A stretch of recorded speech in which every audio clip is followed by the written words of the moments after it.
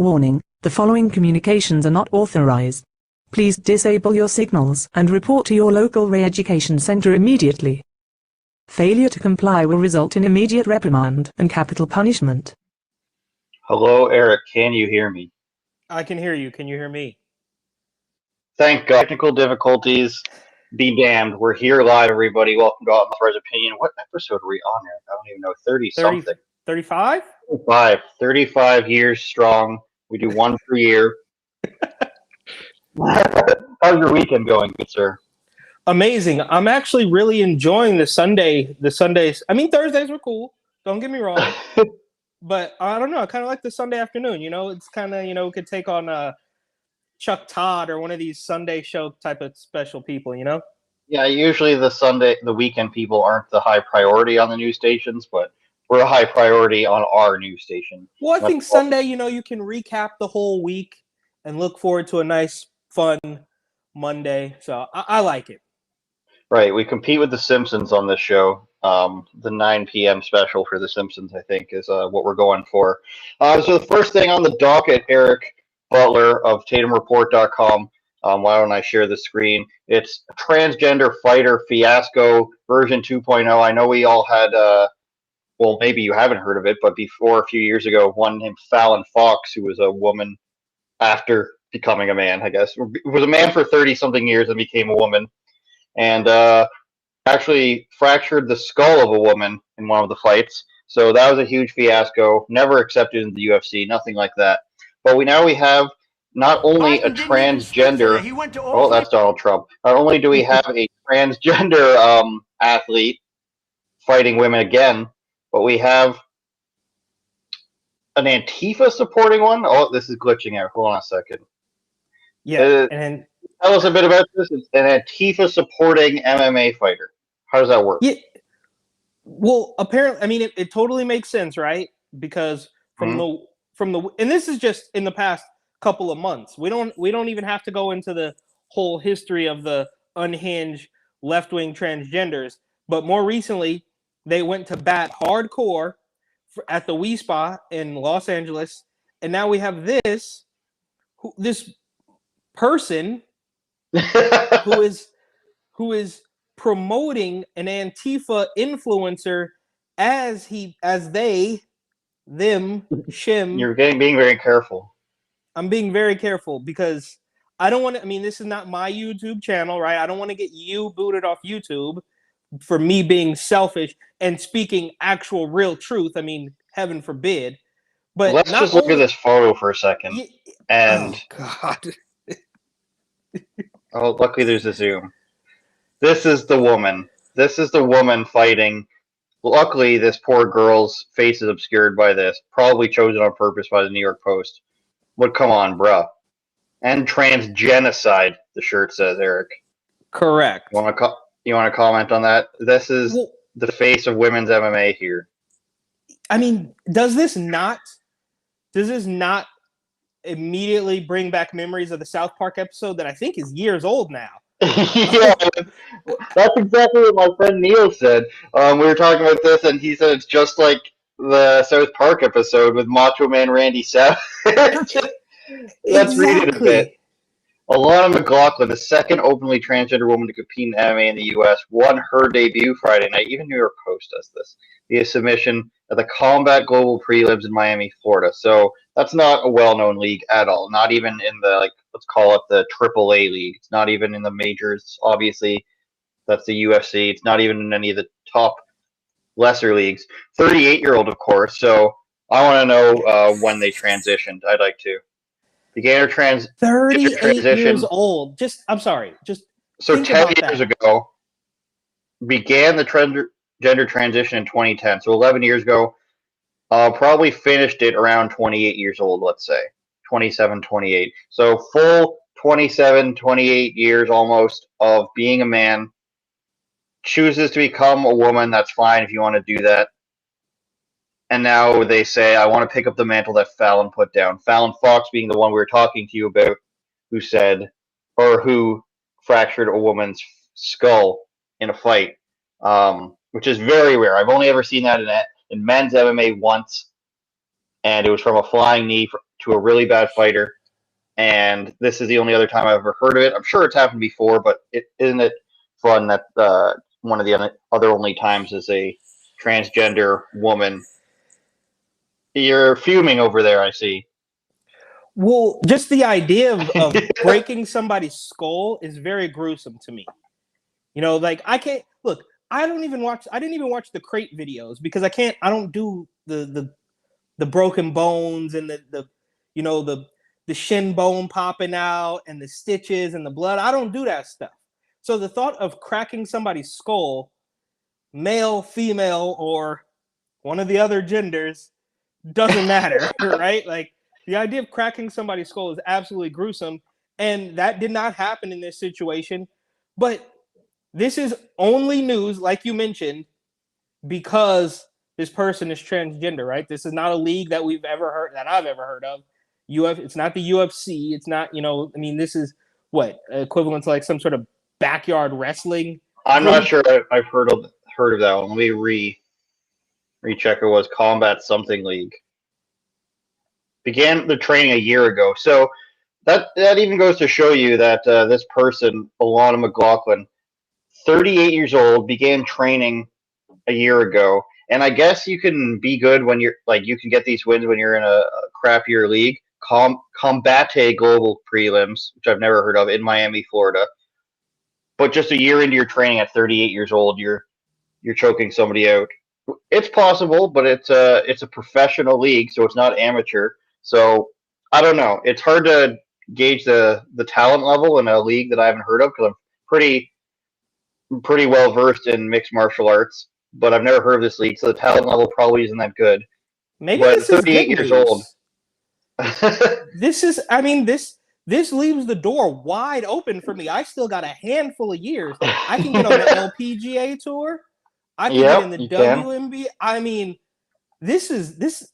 You know what? Maybe this is not so bad. Like I would love to spend, the second half of my life. I don't know how long we're expected to live your career. Of my career on the LPGA tour, taking back beers and hitting 300-yard drives. You'll be the transgender John Daly. Yeah, love it. So there's some tweets from Alana that are pro Antifa, and listen, I'm saying, like, you're allowed to have your beliefs, but it's just funny that this aligns that way. Basically, this tweet is talking about how she's supporting paying for an Antifa member's truck, that the insurance isn't going to cover this damage if anyone can help, that the Proud Boys trash the Cash App is this. So it's about a truck that Proud Boys destroyed. Obviously, Antifa and Proud Boy are mortal enemies. And I don't know how I feel about retweets being something as evidence, but anti-vax Proud Boys are now jumping, stabbing, and forcibly unmasking people in the streets. Fascist violence is escalating. So this is just Antifa propaganda as if they've done nothing wrong. Of course, Proud Boys aren't innocent themselves, but like they just make it sound like it's random people they're jumping and not, a street fight with Antifa. So I like how she has to throw anti-vax in there too. Like just throw all the labels, cover all your bases for every single anti-vax Proud Boys. Yeah, it's like what? If you know who the Proud Boys are and you don't like them, you don't need to be told that they're anti-vax. But for those of you who don't know them, we're going to add anti-vax in so that you most certainly don't like them. Where I don't see this going too high. The MMA community is pretty based, I would say. There's not a lot going on there, not a lot of shenanigans. Obviously, I've had UFC fighters on my show. Jorge Masvidal, Cuban guy. Several Cuban fighters, a bunch of other ones. Colby Covington, very pro-Trump and Republicans and stuff. Tito Ortiz is the Republican mayor of a city in California. Lost last night against Anderson Silva in a boxing match. Evander Holyfield got knocked out by a former UFC fighter as well. It's a sad thing to see here. And Trump was there too, right? Like, or no, he called in on the phone or something. I didn't see. I don't know. Bad promotion. I didn't even know about it till the night of. I think it was supposed to be the Logan Paul Anderson Silva fight is what that was supposed to be, and that fell through. So who knows what's happening anymore. This other article that we were talking about earlier, this New York hospital suspending delivery of babies because a bunch of people resigned. Let's read a bit of that. A hospital in upstate New York will temporarily suspend baby deliveries after a group of staffers, several of whom are based in the maternity ward, resigned over the state's vaccine mandate. So hospitals, and I told this to my girlfriend, she's just like, how is that going to work? And I was like, I guess they got to bring them to another hospital because they got to shut down their birthing ward or maternity ward, I guess it's called. I mean, on one hand, that's crazy. That sucks for people. But if it's a state mandate, Eric, does that mean the hospital can do anything about this?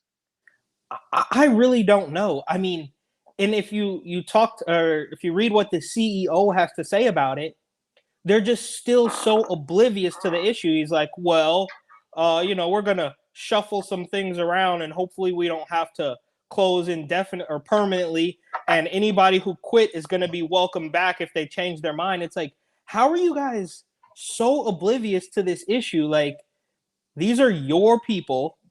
Like, they are in the medical field. They are not the stupid rubes eating horse paste in Alabama or whatever it is that you claim they are. These are upstate New York. I mean, I always would joke, and maybe some New Yorkers could testify to this, that if you go east onto Long Island, it's America. It's Trump country, red, white, and blue. But if you go too far north, I'm talking about outside the city, which of course is a dystopian wasteland. But if you go up north, it's blue. It's Hillary and Bernie. So these are not your staunch conservative people. These are upstate blue New York hospital healthcare workers who are not agreeing with you. And the CEO says, well, if they change their mind, they can come back. Bro, it's you.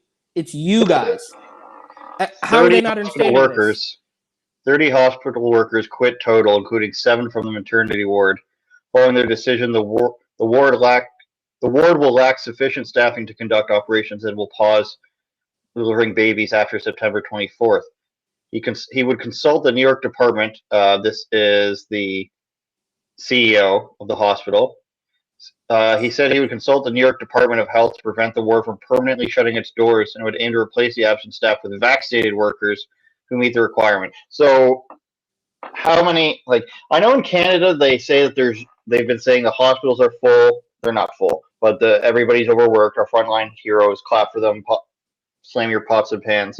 But they're still willing to fire and let go these nurses and staff members who aren't going to get vaccinated, because the people who are least vaccinated professionally, from what I've seen, are people who work for Pfizer and other pharmaceutical companies, healthcare workers, and then of course like cops and government workers who don't have to do it. And of course in Canada the state broadcaster is not forcing their own people to do it, which is ironic, of course. But healthcare workers, I'm going to estimate at least 25% of them, all the way up to 50% in some places, aren't doing it. And what, you're just going to fire them all and replace them with other people? It's not going to work out well when you're just, because your standards will have to be lowered. If they can't find people already who are going to work there, and now you're finding people just because they're vaccinated, the standard is going to have to drop, and that's not good for anybody. It says out of the employee pool of the hospital, 464 have received the vaccine, while 165 have not, Eric. And I know you love when we bring up math on this show, but we're going to do it again. The number is 165 divided by 464. 36% of them, so more than a third of them have not been vaccinated. I was going to say 26. Damn. Okay. I thought I saw that California school system, Eric. Yeah. No bueno. No. So that's a huge chunk. That's a third of their workers. And they don't care. They would. I mean, these are, as corny as it may sound, like this is the type of thing where people will, cut their own nose off to spite their face. It's like, dude, you're creating these problems, and you've been creating them since day one. I mean, it's been completely, I hate to harp on it, but since the testing facility all the way back in Flatbush, Brooklyn, more than a year ago, and you had that place was staffed with like 20-something-year-olds who I can almost guarantee were not properly, they didn't go through nursing school. These are people, these are 20-year-old kids in bright orange vests shoving Q-tips up people's noses, right? So you had that whole, like, you can't find people. Like that was something that was an emergency, so you could pick kids off the street and pay them minimum wage. Now you have people who actually need to be skilled, and they're saying, we're not really going to do this. We don't really like this. I mean, what are they going to do? They're going to bring in the same kids from the testing facility? I mean, it's just not going to work. I don't know how long they plan on letting this drag on, pretending. I mean, and they're still pretending. The mandate in New York City, not the state, obviously, but just in the city, is supposed to actually start being enforced tomorrow. And Bill de Blasio is out there still claiming on September 12th, 2021, that we're just keeping you safe. I mean, what planet do you have to be on where Bill de Blasio is with his arbitrary mandates? I mean, think about the arbitrariness of it is so blatant too. It's like, well, you need to have at least one dose. Because at the beginning, we were told you can't even leave the house until 2 weeks after the second dose. Now they're saying, come on, just get one. Just get one, please, and you can go eat. Like, this doesn't make sense. Here's another interesting stat from the article, which is the vaccine mandate for all healthcare workers at the hospitals and long-term care facilities for September 27th is the deadline, which is 2 weeks from now. It inspired 30 workers to get inoculated, but it triggered the resignation of 30 others. So it's literally a 50-50 split of who decided to get it and who decided to leave for it. And for something, and in America, everything's almost always 50-50 down the middle. It's crazy that they're still mandating something like that. And it's crazy that this is just how it's going to be. This is just how it's going to be. You got to do it. And like, they're hoping everybody complies. But like we talked about a few weeks ago, Eric, barely any people are getting over the 60% threshold of fully vaccinated for eligible people, or for the full population. Eligible people are getting up to 75, 80 in some places. I know where I live, it's like 80%, which is insane. Probably one of the highest in the world, if not the highest region in the world in terms of like a state or a province. But most people are topping out at between 60 and 70%, and that includes New York. And we calculated that out to be like, it was like 3 million eligible people that weren't getting vaccinated, between 3 and 4 million people. And they're just acting like it's everybody who agrees with this. They're just forcing it down everyone's throat and hoping that it scares people into either getting it or, I guess just quitting and just accepting government money for the rest of their life. But I don't know. It's probably going to create a homelessness problem, or a shelter problem from people, especially in New York, from people who can't have jobs. Or you're going to force people to get something that they don't want to get. I think it's bad no matter what the outcome. I don't think anybody would have a problem with this, or a lot less people would have a problem with all this if it was all optional. Of course, and I think their numbers would be higher if it was optional. As soon as people start hearing that you have to do something, they're not going to do. Like, a big percentage of people are not going to do it. It's human nature. You tell me that I have to do this. Absolutely. It's like a parent telling their child they have to do something, and of course it's going to make them not want to do it if they're on the fence about doing it or not.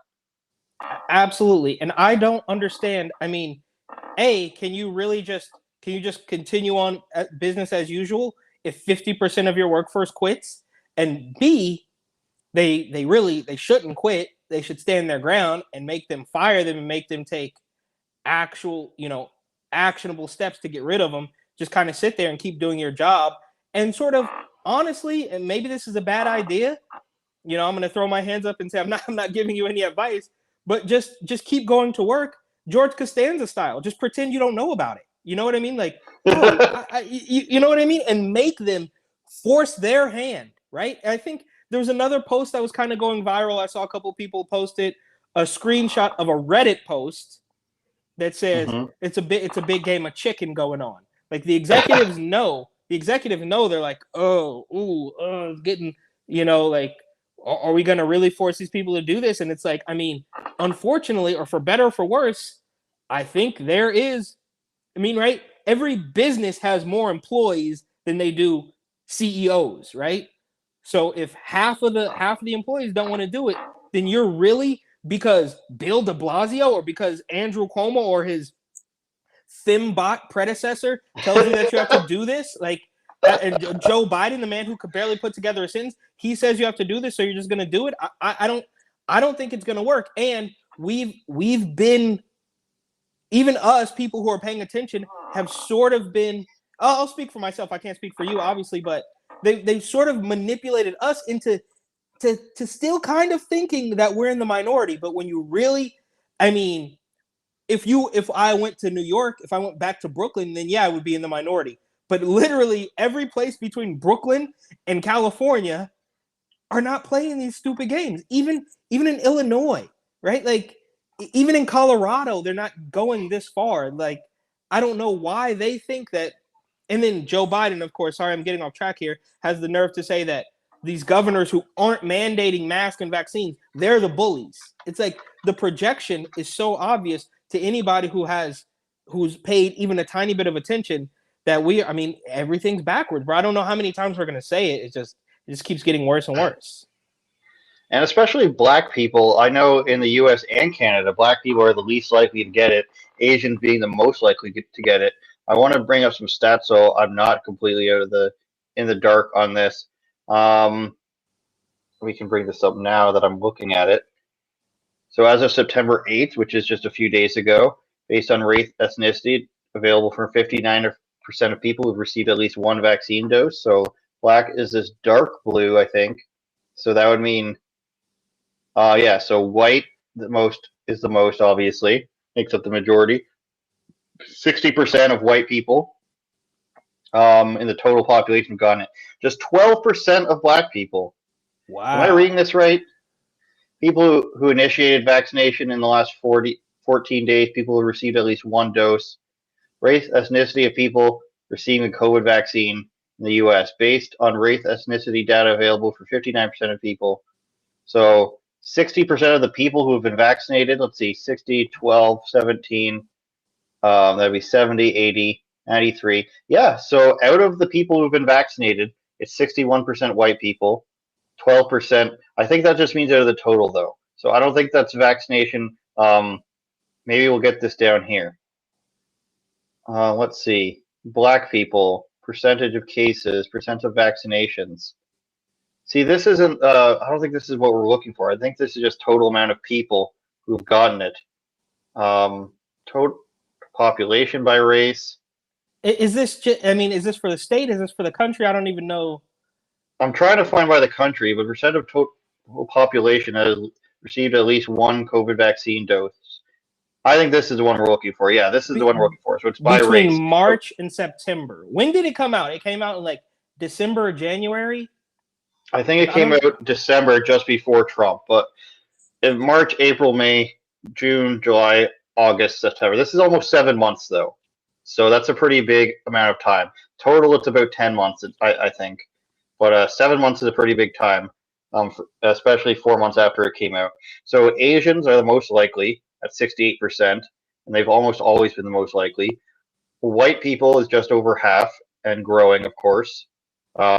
Hispanic is 48%, and black people, less than half of black people and Hispanics have decided to get it. Asians is way above average, but it's almost for other three categories, and I don't want to discount Asian people, of course, but most people are 50-50, and black people being the least likely to get it. So I don't understand how this can be a vax versus like they always tie it into, white supremacy and far right ideology. If 47% of black people don't want to get something, and 40 what is it? 57% of black people don't want to get something, 52% of Hispanics, 48% of white people don't want to get it, and still almost a third of Asian people don't want to get it. There's a problem. It's not an ideological problem, unless you're saying that all these races are overwhelmingly right wing. Well, it's their ideology. It's their authoritarian, like do as we say ideology that doesn't add up. They're right. So it's not us. It's you know what I mean. It's their heavy-handed approach to this whole thing. And speaking of the racial breakdown or whatever, did you see? It was a couple days ago that Billy Prempa, I think his name is. He's from New Jersey. He went viral a long time ago at a Trump rally. He's got the dreads. He went viral a really long time ago and then started running for Congress or something out in New Jersey. And he posted I don't know what that is. His Instagram is some guy named Bill. But a couple days ago, he posted an infographic that I believe he created himself or his team, since he's running for Congress. Only 28%. Wait, what's that? I said, yeah, I know who he is. I've seen him before. Yeah. So he posted an infographic saying only 28% of Black Americans 18 to 44 are vaccinated in New York. Only 28%, 18 to 44.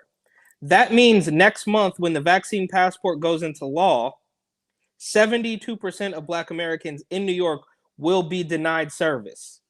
Where's BLM and social justice warriors? And that post by him got flagged for hate speech or something. Yeah, I don't see it anywhere as why. Because they deleted it. And I'm reading it on somebody else's page who hasn't been deleted from.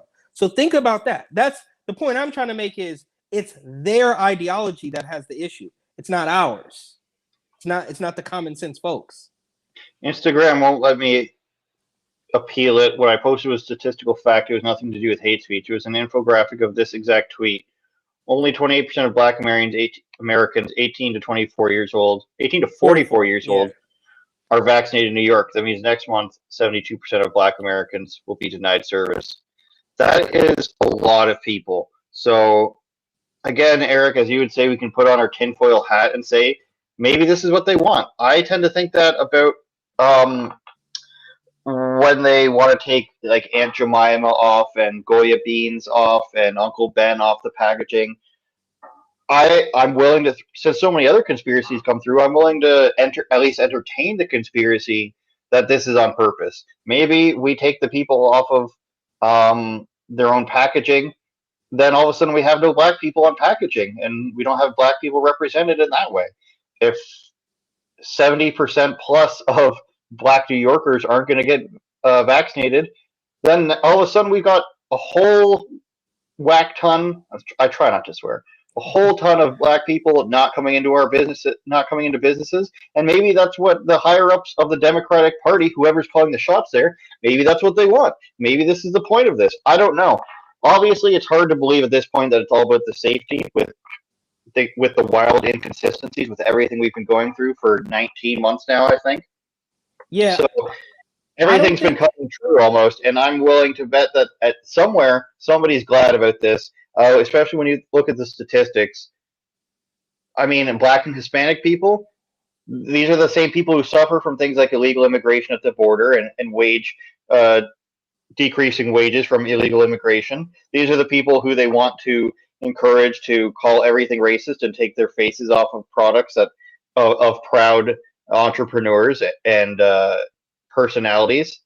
And, I'm willing to entertain that theory. And, of course, they want to erase history, right? They just removed the Robert E. Lee statue from Virginia. I've never seen it in person, but I didn't realize actually how huge it was. But I will say, I will admit that while it does look bad and it's kind of the right wing, quote unquote, clap back to all the identity politics that the left wing plays, I will say that maybe, I don't know if this is more or less of a conspiracy theory, but I genuinely don't think they care about race. I think they just want people to obey. Because it goes both ways, right? They also want to get rid of white people. They talk about white fragility and critical race theory. But so they're trying to get rid of all people who won't obey. They're just doing it in different ways.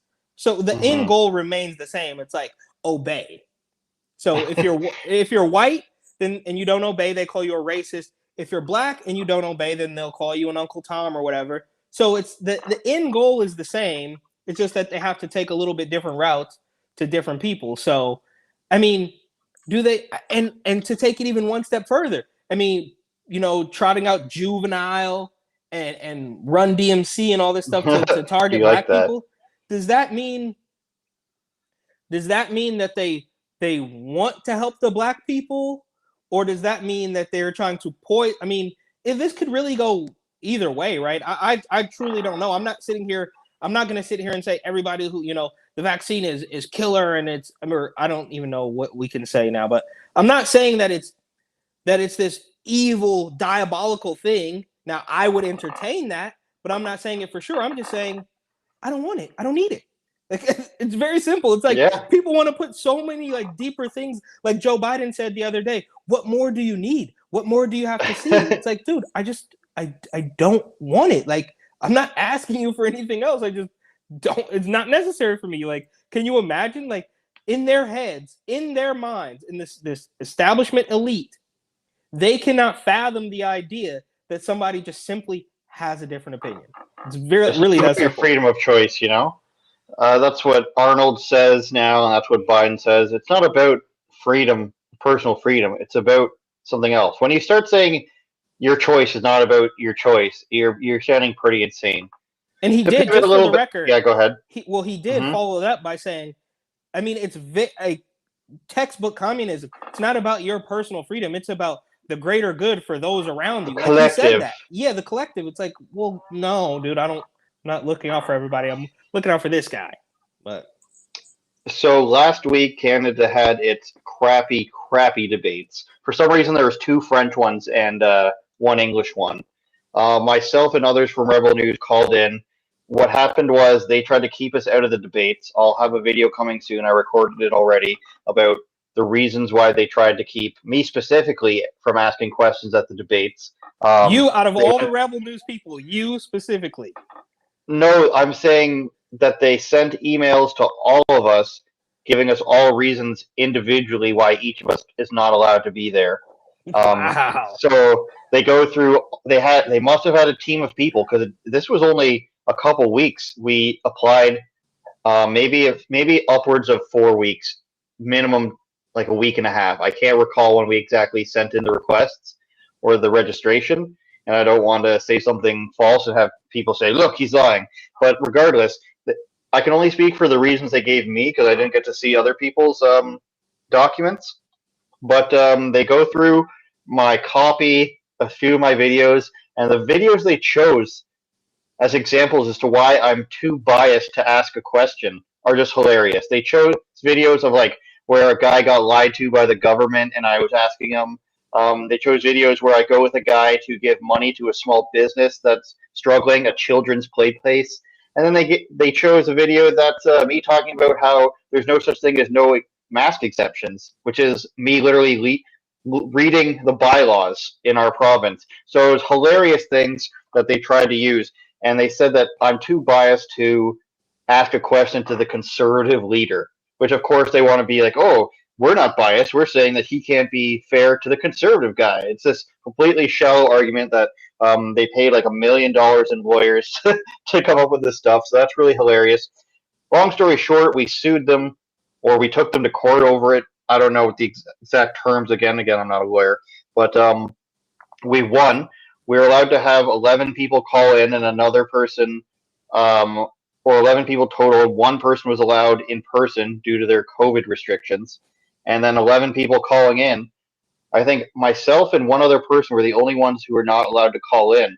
But the rest of the Canadian debates were all Rebel News. It was hilarious. So the French debate, like 4 of us got in, and then the English debate, 4 of us got in. And Justin Trudeau had a meltdown for one of our calls, and I want to play that for everybody. Bonjour, Monsieur Trudeau, Alexandre pour Rebel News. Donc, Monsieur Trudeau, je vais revenir rapidement sur ce qui s'est passé hier. Vous avez diabolisé l'un des rares médias qui ne reçoit pas d'argent du gouvernement. Vous avez exprimé votre opinion en disant que nous propageons la désinformation. So this is from the second si c'était debate. vrai et si c'était le cas, la Cour fédérale ne nous aurait pas permis d'être ici aujourd'hui. Je suis moi-même scientifique et je me base sur les faits. Ma question est la suivante. L'Israël est l'un des pays les plus vaccinés au monde. Ils sont rendus maintenant à leur 4e rappel de vaccin. Ils ne considèrent plus que ceux qui ont reçu 2 doses de vaccin sont pleinement vaccinés. Ma question est, plusieurs Canadiens ne désirent pas avoir un rappel de vaccin. Allez-vous leur enlever leurs privilèges reliés au passeport vaccinal? Et aurez-vous l'obligeance de répondre à ma question en tant que Premier ministre ou allez-vous encore diaboliser mon média? J'ai partagé ma perspective sur ton organisation hier soir. J'ai plus rien à dire. Wow. Qui vous êtes. Merci. It's a very tough guy thing for him to say. And I just downloaded the other one, which is more of his meltdown. So let's watch that one, and we can talk about because this one's way funnier. Both Jeff Sobiek and Avi Yemeni both characterize him as on the verge of tears. First of all, questions around accreditation were handled by the press gallery and the consortium of networks who have strong perspectives on quality journalism and the important information that is shared with Canadians. The reality is organizations like yours that continue to spread misinformation and disinformation on the science around vaccines, around how we're going to actually get through this pandemic and be there for each other and keep our kids safe, is part of why we're seeing such unfortunate anger and lack of understanding of basic science. And quite frankly, I won't call it a media organization, your group of individuals need to take accountability for some of the polarization that we're seeing in this country. And I think Canadians are cluing into the fact that there is a really important decision we take about the kind of country we want to see. And I salute all extraordinary, hardworking journalists that put science and facts at the heart of what they do and ask me tough questions every day, but make sure that they are educating and informing Canadians from a broad range of perspectives, which is the last thing that you guys do. So after that, Eric, I declared myself as Trudeau's favorite reporter because how does he know whether or not we are disinformation or not if he's never watched us?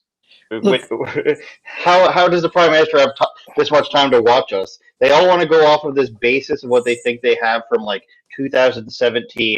Nobody ever watches the stuff. I mean, somebody called this old radio host here called us like cockroaches, and it was pathetic. Sorry, I got some glare back here, but this guy is, I mean, I'm speechless, bro. Like, this guy is like if Joe Biden and Gavin Newsom had like a soy love child. Like, how? I mean, and just the buzzwords, science and facts. It's like, dude, you guys are this is the same group of people. And when I say you guys, I mean like the corrupt establishment, Newsom, you know, Trudeau, Biden. I mean, all of these people, Cuomo, all of them, they're the same group of people that it pains me. I hate to just always talk about the hypocrisy, but it's like they're constantly talking about science and misinformation and disinformation, and then we'll literally turn around and say you can change into a woman. Like, what? That's true. The same, like, the weird thing is again, he's talking about science and all this stuff, and he's talking about, oh, the children, oh, the please think of our children thing. Less than 20 people in the entire country under 20 years old have died of COVID. It's an insane claim to make that the children are being put at risk somehow by our reporting. Nobody on our channel goes on the air and says, this is why you shouldn't do this because I'm a scientist or I know everything. We have so many interviews with doctors, with nurses, immunologists, all the people that have been kicked off of other things. We have interviews with them. We have people from long-term care homes. Like it's not my beat. I talk about studies that come out, but we have Dre Humphrey, Tamara, all the Alexa, who is the person who asked that question there. Alexa is a biologist. She has a university degree in biology, by the way. And they just say all these, oh, the children, oh, this and that. And it's like, even in your statement calling us disinformation, you are in fact misinforming people about the dangers of children that children have. And so it's crazy. So after that, I labeled myself as Justin Trudeau's favorite show and his favorite reporter of 2021 because he must watch us. If he knows how bad we are, he must watch us, or else maybe we should have, like that other guy, should have asked him for examples that he can't give. So not only he answered the first night. He didn't. The first video he showed was the second night where he basically says, "I'm not going to answer." That was the theme. The French guy didn't answer either, and the far left party, the New Democrats, also did refuse to answer. And I didn't get through. I couldn't get through. I think it was only one of two people on our team did not get through either night. But my one moment of solace, I guess, very James Bond, Quantum of Solace. I saw the new trailer last night. But my one moment of retribution was, so everybody calls in. It's basically like a conference call. And the way I figure it is they have a feed of the debates going into the conference call. And then otherwise it's just everybody who calls in, you can talk. I don't think it was a complex operation, because at one point I was saying stuff, just like talking trash while I'm waiting here, right in the seat.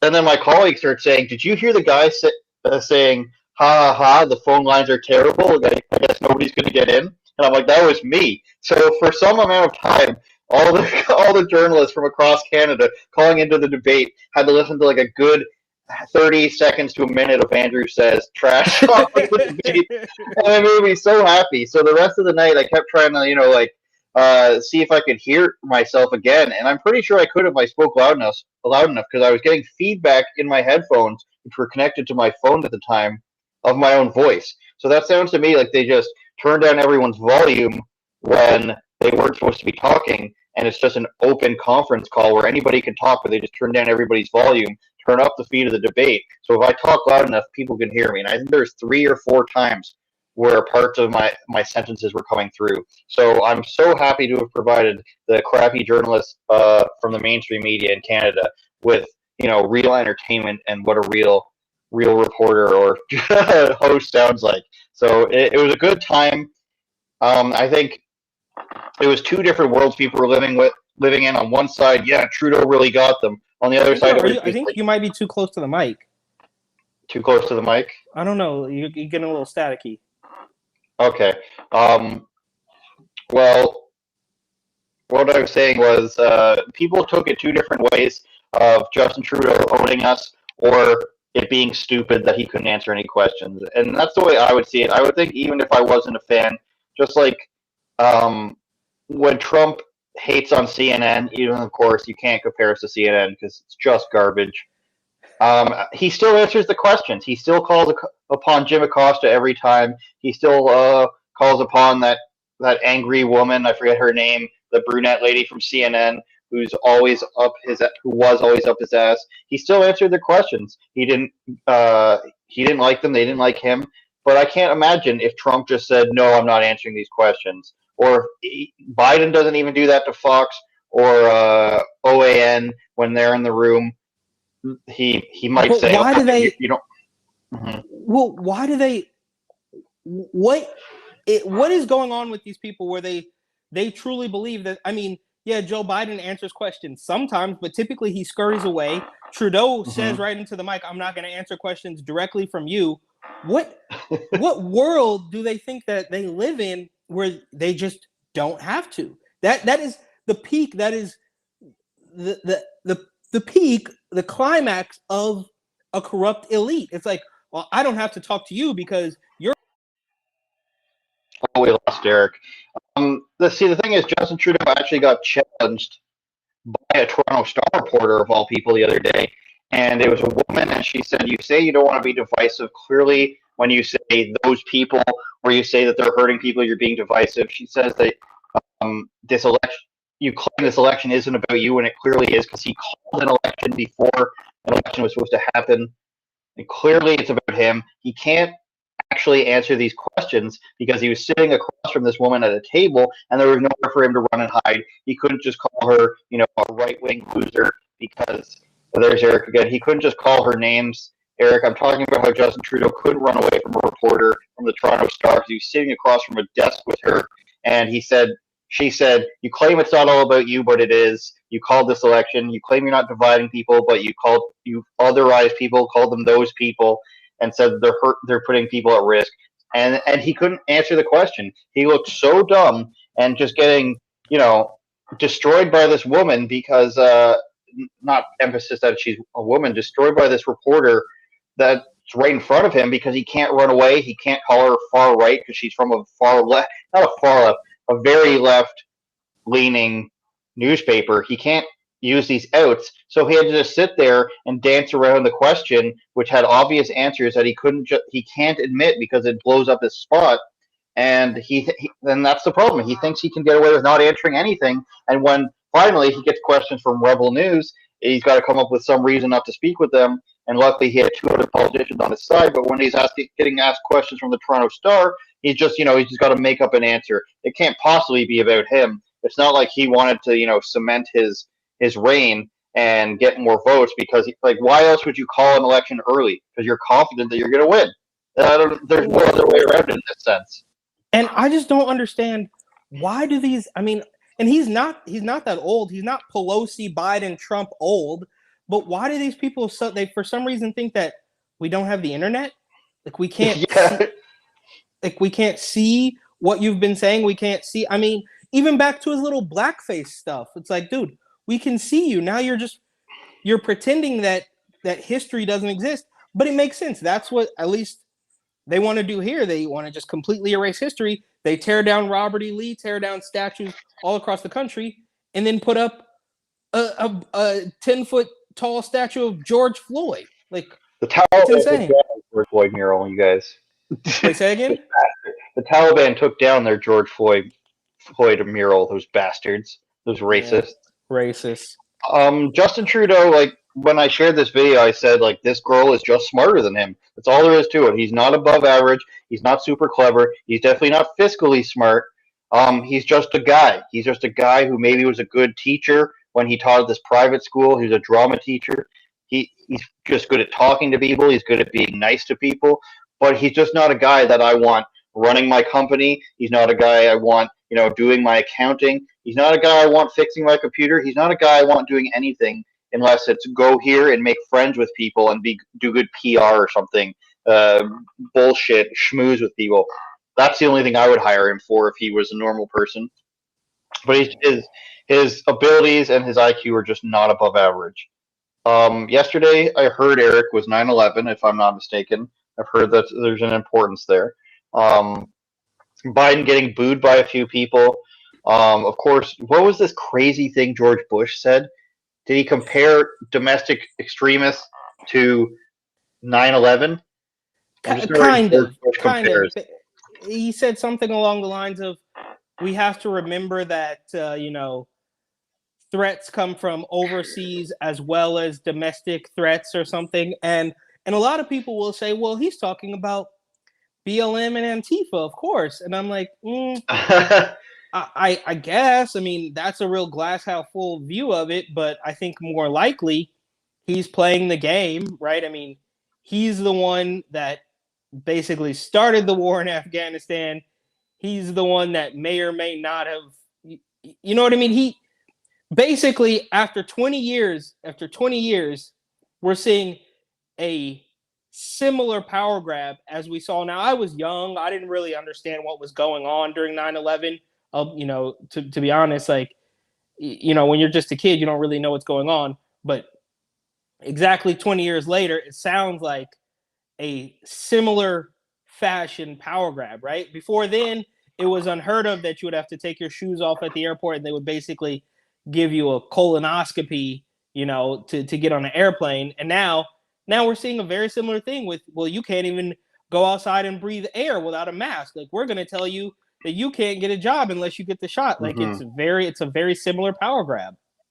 I don't think he said something very bad here. I'll read it. There's little cultural overlap between violent extremists abroad and violent extremists at home, citing the disregard for human life and determination to defile national symbols. It sounds to me like he's saying terrorists are terrorists no matter where they are, in different cultures, which I might disagree with, but I'm not mad at him for saying that. They are children of the same foul spirit, and it is our continuing duty to confront them. Yeah, I don't know. I guess that's where it's coming from. I think that's where it's coming from, where people said he's comparing foreign extremists to domestic ones. But in theory, if we're destroying cultural symbols and national symbols, and we disregard human life, yeah, in that fact, then what's the difference between Timothy McVeigh or something like that with a car bomber overseas. I can see his point there. That is not to say that George Bush is not has not shielded for the globalism cause in the past, which he has.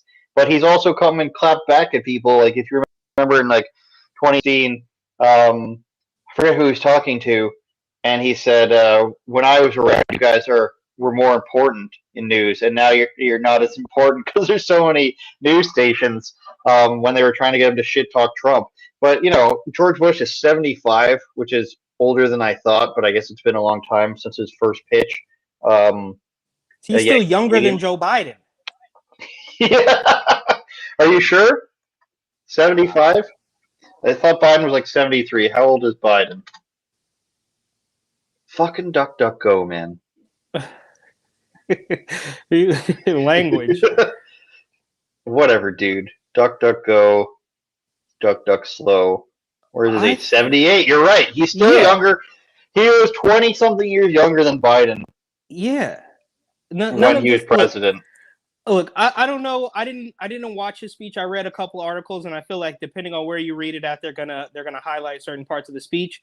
But my thing is, on 9/11, like, is not really the opportunity to discuss domestic terrorists, right? Like 9/11 is not really a time where you say, oh, well, yeah, I mean, these terrorists from Al-Qaeda or whatever, ISIS, whatever foreign entity you want to blame, because that's your game. That was a huge part of his presidency, is to blame these foreign entities, to come out in 2021 and say, well, yeah, that happened too, but don't forget, there's a lot of people right here at home that are awful. It's like, now's not really the time for that, bro.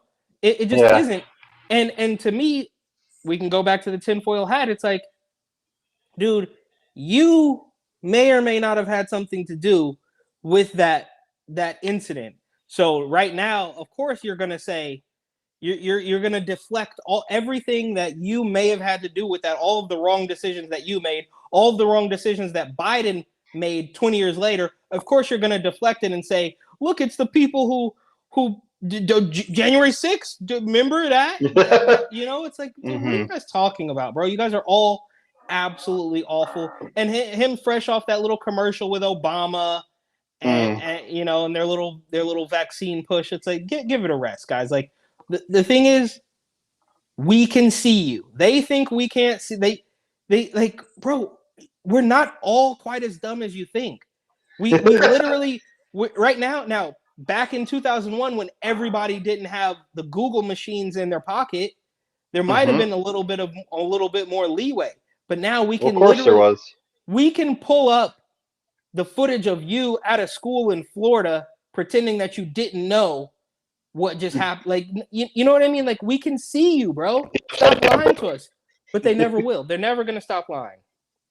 So there are some clips of Biden getting booed in a couple places. And they were at the service, but Trump actually went down to people and he was taking pictures with police officers and firemen. And we have a clip here that we found to show. Biden didn't even speak today. He went to all three plalasses. I guess we can both and be on he didn't speak. I wonder why. I wonder why he didn't speak. Now think of it. No telephone. He went. No telephone. He went. No, he went to three places. All three places. Trump hands. Went to the Pentagon. Went to Pennsylvania. He came here, and he didn't speak. He can't finish the sentence. What a shame. The election was rigged, and that's what we gotta. Probably because you get booed, I guess, Eric. I don't know about you. Yeah, he can't go anywhere. Nope, because nobody likes him. There's stadiums all across the country. They're in Queens. Now, granted, Donald Trump is from Queens, so it's a little bit different. But it's like, you think all the Mets fans in New York City don't like you know what I mean? It's like, you're supposed to be the most popular, but you can't even get a fan base in New York. I know, right? It's such a left-leaning city. Maybe that's the crazy thing, and that's people have been asking me a lot if I think the election, and you have been first and foremost, if I think the election is believable here. And I could go both ways. It's the government's so shoddy that they're not capable of it, or it'd be so easy to cheat because it's so shoddy. But if Justin Trudeau wins by a landslide when nobody is coming out to see him at all, and that's the result of him gaining more power. If not just, I can accept him winning by a little bit, by a small margin. He's getting heckled too, right? I mean, he's getting heckled in a similar fashion to Joe Biden, right? He's getting heckled. People threw like gravelly dirt at him. He's getting booed everywhere. He can't go anywhere. So the other day he had a event close, like a city over to me, and I was coming home from work, so I decided I'd drive by because writer Dave told me about it, and I drove into the back, and they just wouldn't let people into the front.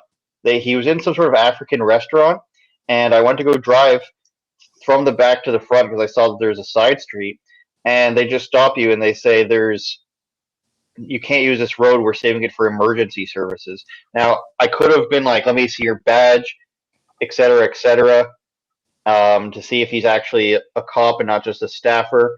Because if they're not a cop, then they can't just tell you that you can't go this way. But they don't even want you getting close to him because they know everybody's booing him no matter where he goes, and he can't draw a crowd of more than 50.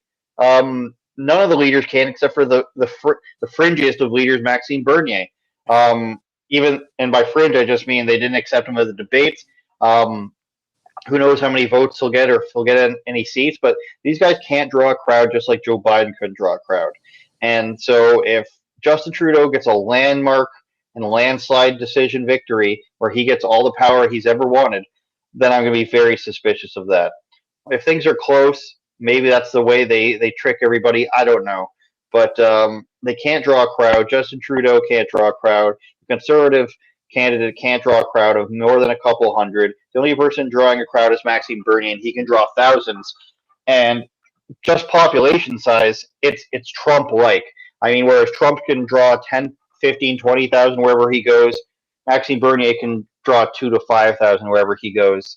Not wherever, but that's the capacity he's up to because of population size. So I don't know. It's a weird electoral system we have here, Eric, where just because you have a ton of support in one place, that doesn't matter. Our election is more like if it was decided on how many House members you voted in, and so you need 35% of the seats here essentially to win. 35%, and you'll probably win. Right now, the leading party is at like 31%, the Conservative Party. So that's how it is here. It's weird. It's a weird time to be alive. Yeah, absolutely. And just you could fact check me on this, but it seems like there's a lot of parallels because if I'm not mistaken, I didn't read the full article. I saw it. I take in way too much stuff every single day, even when I'm trying not to. I still do. But that when Joe Biden was making his what was basically a declaration of war on at least 80 million Americans, at least 80 of your million. Civil liberties. Yeah, that's on the conservative side, 80 million, right? Saying that you have to go do this thing.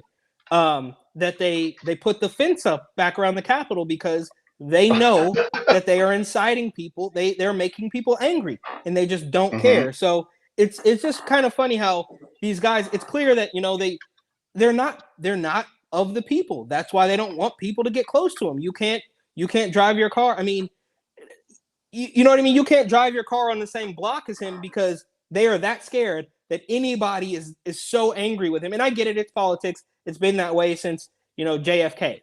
But like, really think about how many people actually hate you and what you're like, what you're actually doing. And it's very different. You can talk about a homeless person throwing an egg at Larry Elder versus people with actual complaints screaming at the sitting, president or prime minister. Those are two different things. And unfortunately, they will not get the same coverage. And Matt, could you imagine if somebody even a block away from Joe Biden threw an egg in the general direction? It would be wall to wall nonstop on CNN. But because it's a quote unquote Republican and we can split hairs on Larry Elder's policy positions, he's more of like a libertarian, as I understand it. But they don't care because he doesn't toe the line. I mean, this is just completely insane. And speaking of, Newsom, they're and I think Trudeau is doing a similar thing to Newsom as well. They're like the other people are going to take away the mandates. You're gonna die if everybody doesn't wear a mask and everybody doesn't get a vaccine. Then just know that those people want you to die because they it's like, dude, you guys are like this chicken little, the sky is falling, like boy who cried wolf at every single thing, and people are sick of it. Like the story about the LA Unified School District, right? Like 12 Yeah, years I was old. about to bring that up. Yeah, it's insane. And the worst part about this story, obviously they're forcing kids to do this. Now there are some exemptions. Like they make it sound like you would have to jump through like one hoop, not 3 hoops, and there's no flames around it, so you could get an exemption. But the thing that gets me most about this story is one of the school board members, quote unquote, recused himself from voting on it because he's a stockholder in Pfizer. Can I find the word recuse? There it is. I believe, yeah. According to a report from LA Patch, Eric Butler uses a lot of sourcing. Very good journalism, Eric. One school board member, Scott Schmirlson. Schmirlson? Yeah, I don't know. My name is Scott Schmirlson. He's Hollywood guy. Okay, had to recuse himself from the vote because he's a stockholder in Pfizer, the only vaccine manufacturer with emergency use authorization for emergency use as children as young as 12. Well, Eric, I'd like to say to you, I mean, I guess that's good, isn't it? But it's funny at the same time. But I'd also like to tell you to welcome yourself to Canada because not 3 months ago, they were holding vaccination tents and events for children 12 and up at City Hall in Toronto with free ice cream, free treats, balloons, and it was sickening. And it's not, it's funny until you realize it's real. And they're telling them they don't need parental consent. And we're one step ahead of you, bro. Is all I'm trying to say. Yeah, and you guys have maintained that one step. You guys have maintained that one step ahead of us, closer to the march to like full blown communism. But I think the thing here with that situation is just I think there's a lot more going on. That was just them getting something out there so they could say, look, it's all on the level, right? You don't think that him and the rest of those board members, which they voted unanimously for the mandate, by the way. That's a good you don't point. think that they have a dinner every now and then? You don't think that they discuss some of this stuff? You think he's got $5,000 worth of Pfizer? I'm willing to bet that a guy with the name like whatever it was, no shade, has put a lot more money into Pfizer than a regular retail investor. And they can have some of those discussions at the table, and then he can step back and pretend that, well, I didn't have a voice. Now, of course, after it passed unanimously, he said, oh, that's a good thing. Like, congrats. Like, we're really pretending that we're keeping this separate just by doing that one maneuver. I don't know. Yeah, of course it's always going to be fishy, and I get he made the right move if we want to give him credit for being politically savvy in that way. But I'm sure he wouldn't have done that if he thought the vote was going to lose, probably, because of course if you have stock in it, you're going to be in favor of it. So I'm not. If it's me and I'm a stockholder in NFL, and I'm going to be part of a vote that says, are we going to pay the NFL for their TV rights? If I think they're going to lose, then I'm probably going to stay on the vote. You know what I mean? And to your point, it passed unanimously, so it didn't really matter. And it's very similar to what we saw in San Francisco with London Breed. She admitted that she committed these ethics violations and then just paid the fine. And it's like, if they admit a certain thing, are we really to believe that that's it? That they just told you the whole truth and everything else is on the level? I find that very hard to believe. It's hard to believe it, and like I'm highlighting here, approximately 600,000 students, which about 220,000 are eligible to get the vaccine.